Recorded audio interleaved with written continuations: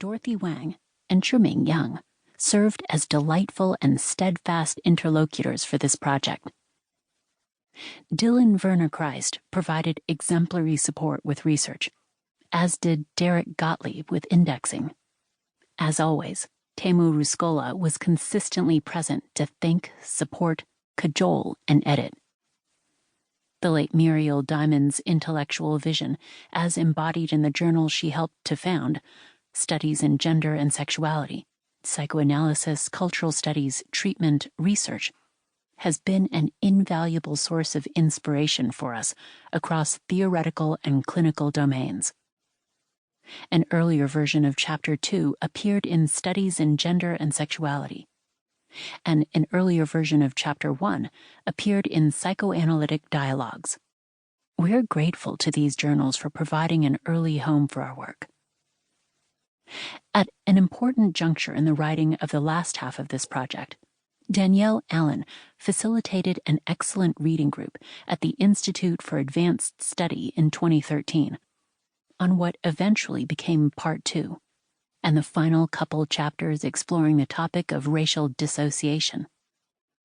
In conjunction, we would like to acknowledge the Institute for Psychoanalytic Training and Research in New York City, and, in particular, Michael Moskowitz and Ben Kafka, for their invitation in 2015 to reflect on the collaborations we have published over the years concerning psychoanalysis, race, and Asian Americans. Indeed, the warm welcome and encouragement we received at IPTAR motivated us to complete this book. In this context, Patricia Garavici has been an especially thoughtful and stimulating interlocutor. Over the past 2 decades in which these case histories and commentaries were written, we have given numerous presentations and workshops, together and singly, at various universities, institutes, conferences, clinics, and community-based organizations. They are too numerous to name here separately, but we would like to express our deep gratitude to the multiple organizers and audiences whose serious engagement with the lives recounted and analyzed here has made our thinking all the better. To our knowledge, Racial Melancholia, Racial Dissociation, is the first monograph to bring together psychoanalytic theory and case histories with critical race studies and law. Moreover, it is the first co-authored book written across the domain of the clinic and the field of the humanities, deploying as its primary source materials original case histories and commentaries on Asian Americans in a comparative racial context. That is, while the book is a timely and necessary expansion of psychoanalysis in relation to race, and vice versa, the project also insistently triangulates polarized black-white binaries of race and racism that often exclude Asian Americans and other people of color from critical analysis altogether.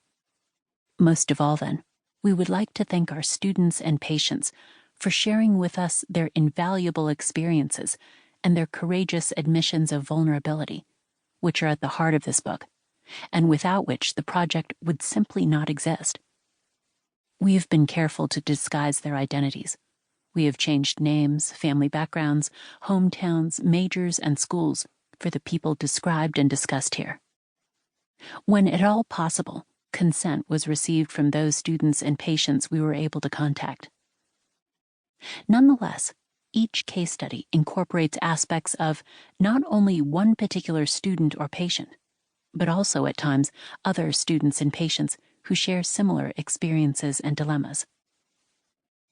In Chapter 1, Case Histories of Elaine and Nelson are composites of various students that we counseled, both in private practice and in the university clinic, and taught in our various Asian American lectures and seminars at the beginning of our careers. In Chapter 2, the case history of Mina, a transnational adoptee from Korea, was written and published with her consent, as were the 2 case histories of Christopher and Neil, gay parachute children from China and India, in Chapter 4.